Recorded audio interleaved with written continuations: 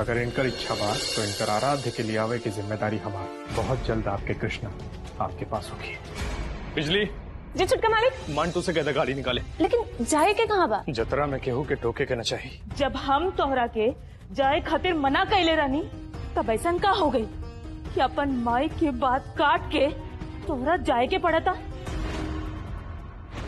अचानक ही पटना से सोनपुर, ना कोनो फोन ना कोनो खबर, वजह सब ठीक तबा नो? सब आपके आशीर्वाद बा। बस श्यामा अपन कृष्णा के वहीजा चाहता नहीं। जी अब आज्ञा दी।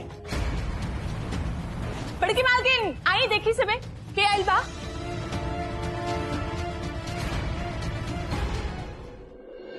अगर आप हमरा के आज्ञा दे दी तमाई, ये जिम्मेदारी हम ले ले।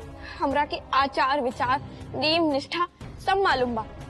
बच्चा से हम कृष्णा की सेवा ही तक करत रहनी है। श्यामा दोबारा अपन सीमा लांगे के प्रयास जिन करिया। तुहार इतना हिम्मत कि तू माँ के मुंह लागल बोलबू। मजली एकरा तनी इहो समझा दो कि जौन लड़की ई घर में जबरदस्ती ब्याह करके घुसल बिया ना हम ओकर माई बानी और हमार जीते जी ना कबो ई घर के पतो बने के एकरा प्रतिष्ठा मिली।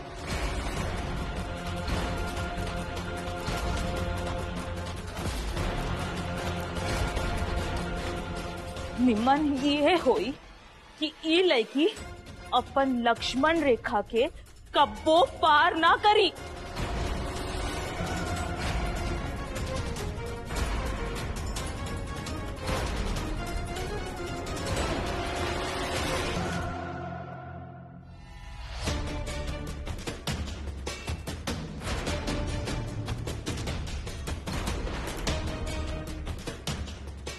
हेमाई ये सब होखत रही, लेकिन हमरा के अभी ही बता दे कि मूर्ति कहाँ रखी। बाकी ऐजा जो कुछ भी होगी ना राउर मर्जी से होगी।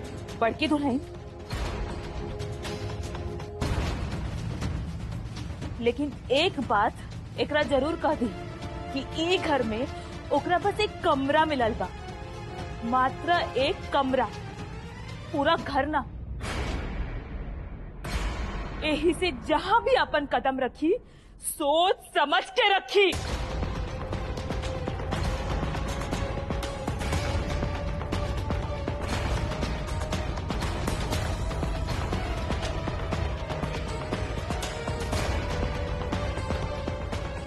हमरा ई नहीं के समझ में आवत कि भगवान पर इतना ड्रामा का है। पहले तो ना होता रहे, अब का होता? यह सवाल माँ से काहे ना कुछ नहीं है। उनका से पूछे में डर लगत रहा। माया, सम्मान और डर में बहुत फर्क होकेला। इहो हम समझे के कोशिश करत तानी।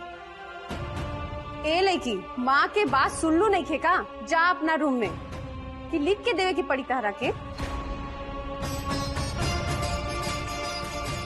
रउआ चिंता न करें, एक बार माई का गुस्सा शांत हो जाएगा तो राव कृष्णा के मंदिर में स्थापित किया जाए।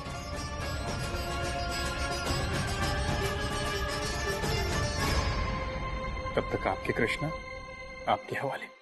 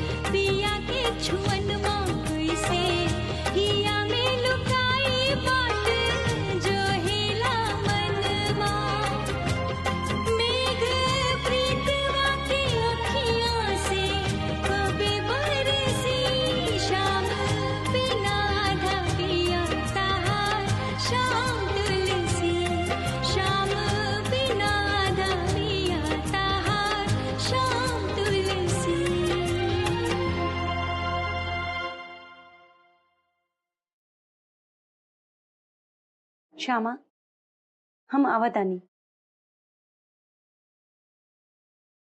आप आगे ना कर कृष्णा, हम एक बात पूरा कर देनी। कौन मुंह से आपके धन्यवाद कही समझ नहीं क्या आपता। धन्यवाद कोना बात की? कृष्णा की मूर्ति लाए खातिर। एमे धन्यवाद की का जरूरत रहे, ये तो हमारा फर्ज है। हमारे नैयर में सब ठीक रहे। जो ना घर में स्वयं भगवान कृष्ण विराजमान बाड़े, तो घर के का हो सकेला। तनी काम बाहम आवतानी। पहले आप तनी खाना खा ली। दीदी कहत रहली सवेरे से आप भूखे बानी। और आप हमारे इंतजार करे की कोनो जरूरत नहीं है। जब भूख लगे तो खा ली।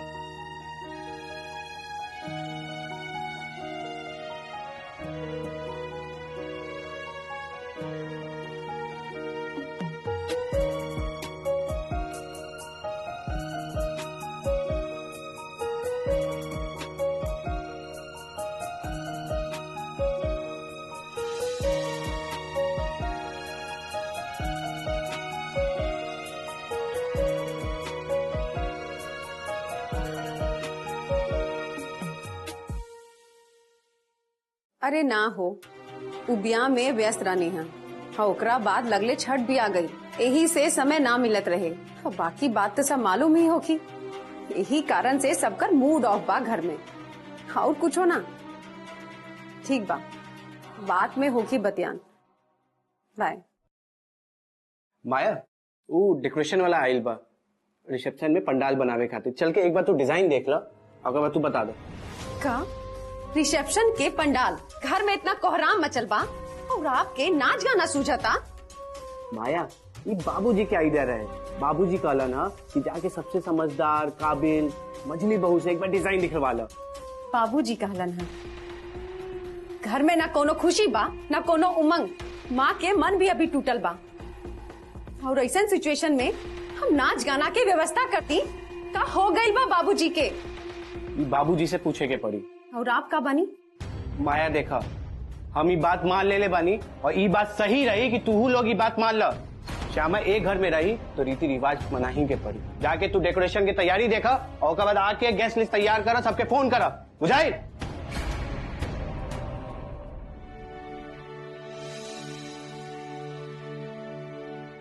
श्यामा, मिल गई मन की शांति। अभी भी कुछ दिन तहरा पे बहुत भारी बा, यही से हम एक बात कहा तानी, ज्यादा केहू के बात पर ध्यान मत दा, ठीक ना? आज चला कुछ खा। अब छठ तब है खत्म, लेकिन अभी भी एक बड़का यज्ञ बाकी बा। तहर चौथारी खा पी के मजबूत रहिबू, तब ना काम धाम संभली। हम खाना। देवर जी आप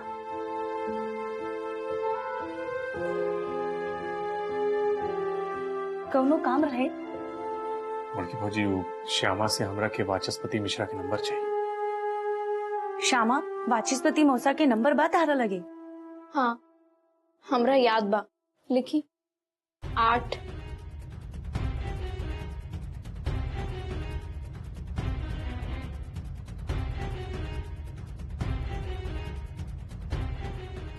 थैंक यू।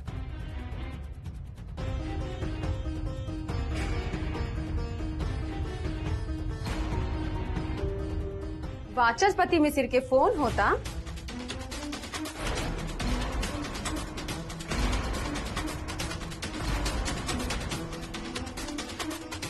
मालूम रहे हमरा कि तू ये बेवकूफी जरूर करबा। का कहा तनी हमहू सुनी। धमकी बस।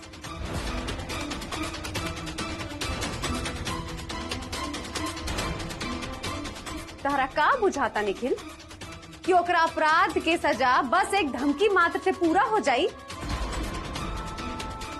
वाचस्पति मिश्र के नाक से पानी पिए के पड़ी एक दिन।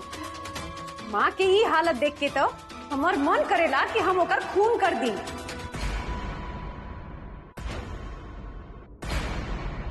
ऐसे खून के आंसू तो ओकरा के एक दिन रोवे के पड़ी, और वो बहुत जल्दी। माफ करिए श्यामा, लेकिन तहार मौसा जी के अब केहू न बचा पाई।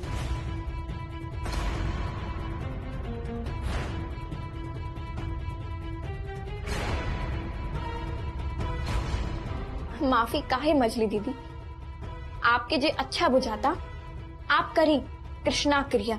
इमे हमरा और हमारे परिवार के कोनो दोष नहीं थे और ये बहाने हमरा भी तक खुद के निर्दोष साबित करे के मौका मिल जाये। के दोषी बा और के निर्दोष, इस सच पर से तो जल्दी ही पर्दा उठ जाई और बाद में का होगी ये तो समय ही बताई। मजली भौजी, जौन बात वक्त के दबाव से दबल जाता ओकरा के कुरेदे से का फायदा। जब वक्त आई ना तब बात होगी।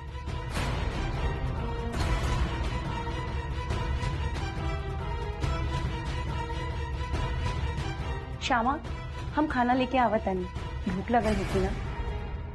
हमार भूखता आपके देख के ही मिट जाला बड़की दीदी। बुझात रहे केहू बोले बतियाए वाला भी ना मिली ईजा, लेकिन हमरा ता बर बहन मिल गई जे आपन से ज्यादा हमार ख्याल रखीली। ई जरूर हमार कोनो पूर्व जन्म के अच्छा काम बा। अरे वाह श्यामा, बहुत जल्दी गुटबाजी शुरू कर देले बाड़ू। चला नीमन बा, कम से कम तोहार असली रूप तो सामने आवता।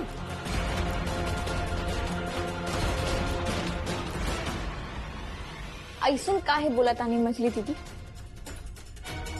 पहले तो अपनी दीदी और जीजा के तमाशा बंद करा और हम ऐसन काहे के बोला तानी यो तारा के समझावे के पड़ी। इतना बुड़बक तो नहीं के देखा तारू। और बड़की दीदी देखा तानी हम आपके भी खूब पंख निकल गई बा। पहले तो इतना फरारी ना रहे, अचानक से का हो गई। ना हमसे बात होता, ना माँ के कोनो विचार लिहल जाता। जब से लड़की आयल बिया तब से अकेले अकेले मलकिनी बनल घूमत आरी। आपके भी हिम्मत हो गई बा कि पुरान भड़ास निकलता। बंद करी अपनी ऊट पटांग हरकत और अपन सीमा लांगे के प्रयास मत करी, ना तो कौनो ऊंच नीच हो गई तो कलंक के मटका आपके माथा पर ही फूटी। जाई भंसा बात होगी कि सब उपासे रही, या सामा के मीठ मीठ बात से पेट भर जाई सबकर। बड़की दीदी साथी बदली दीदी के व्यवहार तो ठीक नहीं थे, लेकिन वो काहे डेरा की रहेली। उम्र और रिश्ता में तो वही बर्बारी, फिर इतना भय और घबराहट काहे? वो कुछ बोले नहीं ना काहे? कोनो समस्या बा कि मजबूरी? जाई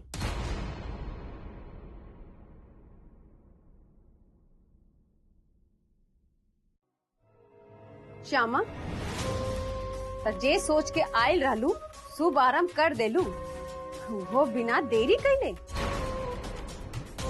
माने शुरू हो गई तहार अपना मुट्ठी करे में इस संसार परिवार के। वाह बहुत खूब। हमहू देखा तानी कि तू अपना ई चाल में कैसे कामयाब होलू।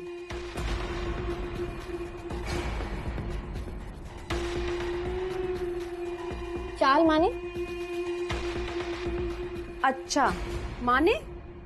एकर माने भी नहीं खे मालूम तहरा के? वाह रे ड्रामा क्वीन, इतना शरीफ काहे के बना तारू श्यामा? अब ऐजा केहू नहीं थे, बस तू और हम। चला अब दिखावा अपन असली रंग। वैसे भी हम तो पकड़ ले बानी, तो हमरा से कवन पर्दा। चला खैर हम तहरा के माने के मतलब भी समझा देता नहीं। तहरा के बुझाता कि तू अपनी मीठ मीठ बात करके पूरा परिवार के अपन मुट्ठी में कर लेबू और ई घर के मलकिनी बन जेबू, तो झट से अपनी भरम से बाहर निकल जा। तहारी चाल कौनो काल में पूरा ना होगी। और एक बात, ये चाल चल चल के तू ई बियाह के सफल कैले बाड़ू ना, और जे समाज ई मीडिया तहरा के ई घर में रहे के अधिकार देले बा, तो हमार एक बात गांठ बांध ला, तहरा के ई घर में पुतों के सम्मान कभी ना मिली।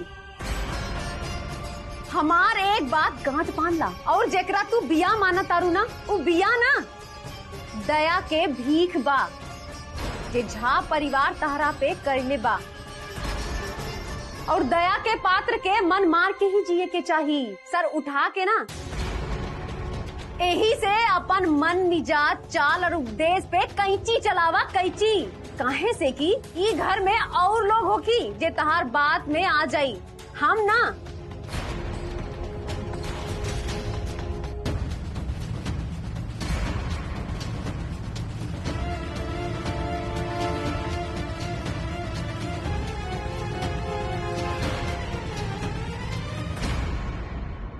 मछली दीदी, दया बा कि हमार भाग्य ये हमरा मालूम नहीं थे, लेकिन हाँ हमरा इतना जरूर मालूम बा कि हमार मन और मिजाज अब हमार काबू में ही रहेला। और उद्देश्य ता कृष्णा के ही मालूम होगी कि वो हमरा ई घर में काहे लाई रहा,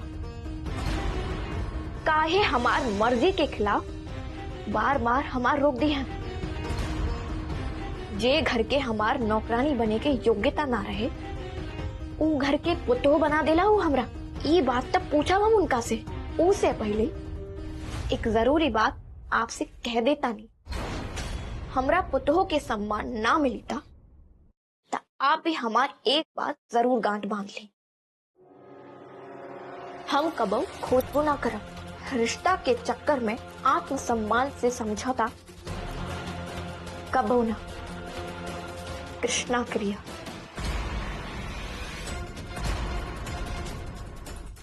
खोजला से मिलबो ना करी, फाटल पर पटंबर शोभा ना देवेला श्यामा।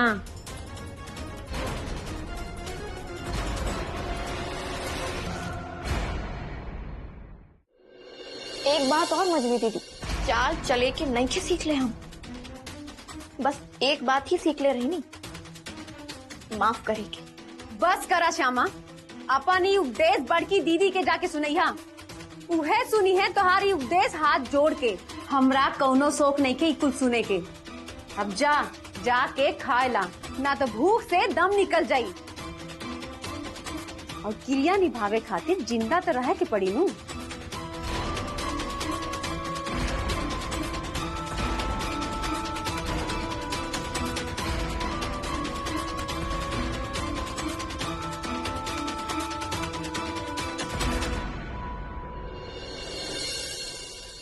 हमरा इतना बड़का विपद में धकेल के बंसी बचावत आ रहा तू, और जब जाए के चाहता नहीं तब अलग अलग उपाय निकाल के रोक देता रहा। कृष्णा, या तो हमरा ई बंधन से मुक्त करा, ना ता आपन उद्देश्य बतावा कि हमार प्रयोजन का बाहे जा, हमार कोनो काम बाहे जा।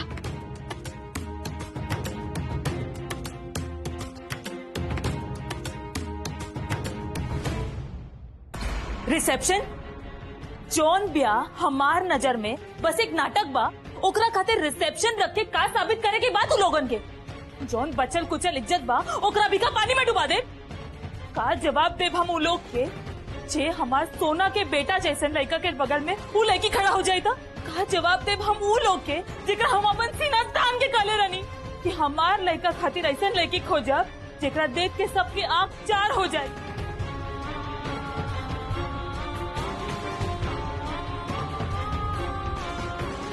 का इच्छा बा तू लोग के? हाँ, का इच्छा बा? यही इच्छा बा कि उस सब लोगन के आगे हमार व्यंग बन जाई। अपन इच्छा के विपरीत जाके उ लड़की खातिर हम सब कुछ कहले बानी, खरना से लेके भोर की अरग तक सब विधि विधान के पालन कहले बानी। लेकिन अब ना, अब कोनो विधि विधान के पालन करे के कोनो जरूरी नहीं थे। बस बहुत हो गई। अरे माई, कोनो नियम पालन करे के जरूरत नहीं खे, तई आरती करके धान के चुमावन करके गृह प्रवेश करेला की जरूरत कौन रह माई? अब जब इतना हो गया तो जौन तनी मनी बचल वो हो जाए थे। क्या हो गई लू ब्याह, बस अब और आगे कुछ भी ना। राजीव, हम तोहरा कह देता नहीं, आज के बाद हमरा से ऐसा सवाल करे के दोबारा कबो हिम्मत मत करिया।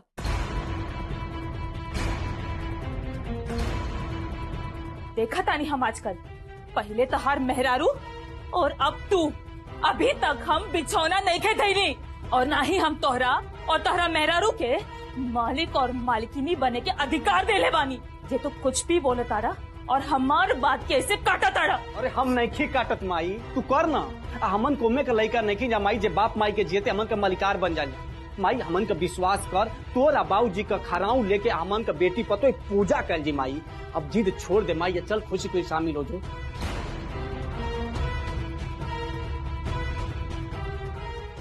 मम्मी, भैया जौन कहला मुंह करे नी, मालिक ही मलकनी का होला में सब कुछ ना बुझाला। छोट भाई जौन चीज मांगेला हम ड्यूटी समझ के पूरा कर देवनी, लेकिन ए समय हमनी सन के एगो ड्यूटी बा और हम चाहता नहीं पूरा कइल जाओ।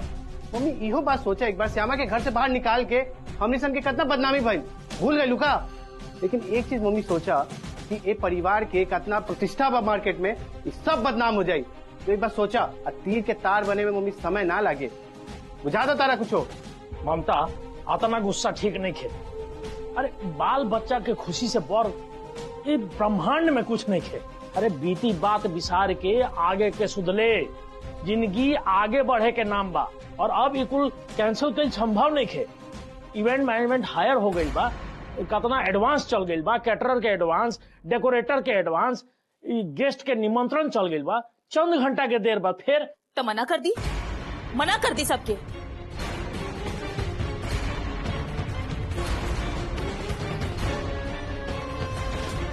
क्या दिक्कत बा? अगर समंदर में से एक लोटा पानी कम हो जाए तब का कम हो जाए बताइए हमरा के। लेकिन पूरा समाज के आगे हम उ लड़के के अपन पतों के रूप में कब्बो स्वीकार न करब।